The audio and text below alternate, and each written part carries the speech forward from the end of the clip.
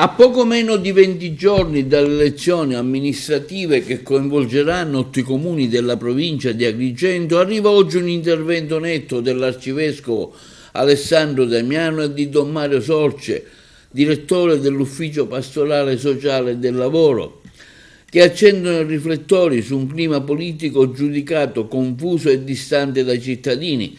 Nella nota diffusa dall'Arcidiocesi di Agrigento si parla apertamente di candidature annunciate e poi ritirate, accordi sfumati e scelte contraddittorie che rischiano di minare la fiducia nelle istituzioni, restituendo l'immagine di una politica ripiegata su logiche interne più che orientata al bene comune. Un quadro che porta a una domanda diretta: esiste ancora una buona politica? Per la Chiesa agrigentina la risposta è sì, ma passa da un cambio di passo che rimette al centro il concetto di servizio.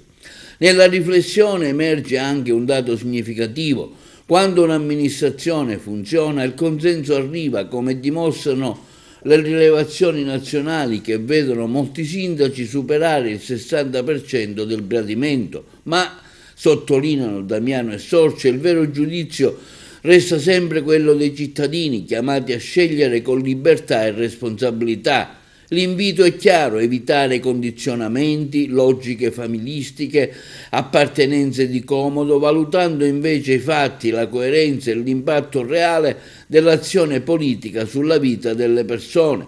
Ai futuri amministratori viene indicata una sorta di bussola etica: amore per la città, trasparenza, onestà, competenza, capacità di creare posti di lavoro e senso del limite.